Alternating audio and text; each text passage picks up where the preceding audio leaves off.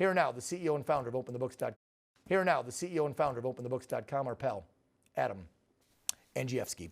Adam, holy cow.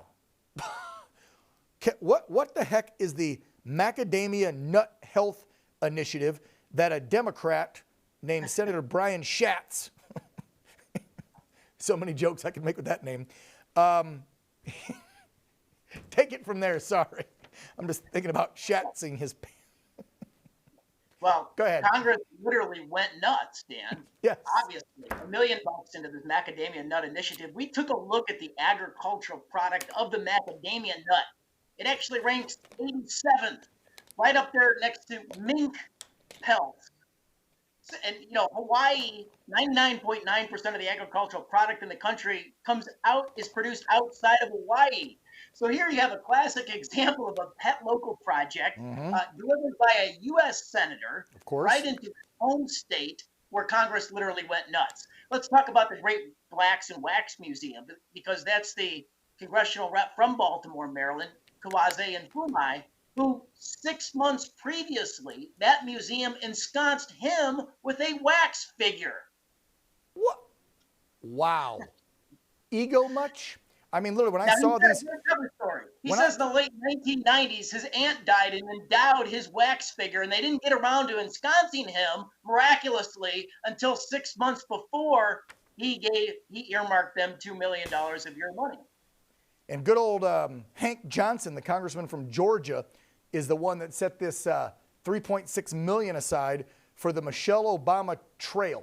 So these are just trails in Georgia for people to hike that he wants to put Michelle's name on, and it's going to cost over $3.5 million to do so. Yeah, that was phase two. Phase two of that extension. Guess what phase one was paid for by? Local taxpayers. So here you have McCarthy Republicans in December of 2022, just 6 months ago, taking a secret vote before the omnibus spending bill was voted on a couple of weeks before that. They took a secret vote, and 158 Republicans voted in secret to join Pelosi Democrats to bring back earmarks. Then poof, 7,509 of these earmarks go in there. Republicans say, you know, we need earmarks for infrastructure spending.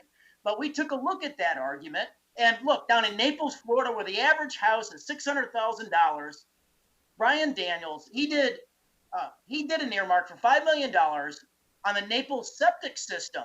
Phase one was paid for locally. Phase two, it's paid for by you and I, the federal taxpayer.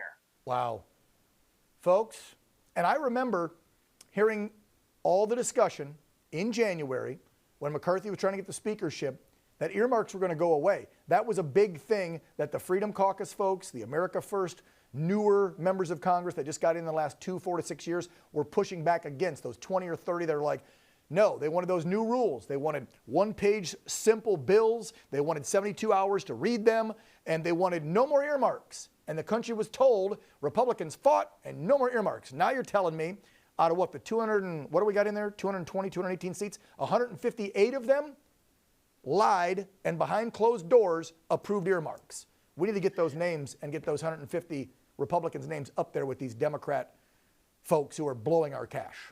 Well, Dan, the easy way to do that is we're calling for Speaker McCarthy. He doesn't request earmarks personally as a member of Congress, but he allowed this secret vote to happen. It's time to have an on-the-record public vote, everybody, on a resolution, whether or not they're going to embrace earmarks on a go-forward basis.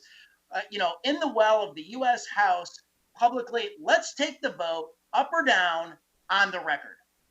The last one I want to point out is Jerry Nadler, New York, Democrat, $3 million for the LGBT community museum in New York. I saw an interview when he was walking in the Pride Parade last week in New York, and a reporter had the guts to ask him if he knew the damaging effects of drag queen story hour to little kids in schools and libraries. He said, I never heard of that. What's drag queen story hour?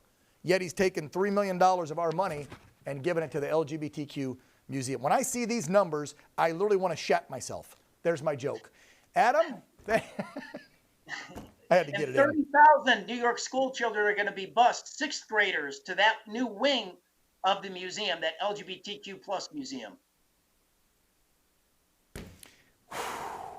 Some days I wish we could just scrap everybody and start over from scratch with all new members. I'm so tired of them. Adam, thank you, man. God bless you and all your team at Open the Books. Thanks for digging into how they blow our money every day. Fire up the emails and phones, folks. Start getting irate at how these elected officials are blowing our money on these pet projects. Adam, take care. Thank you.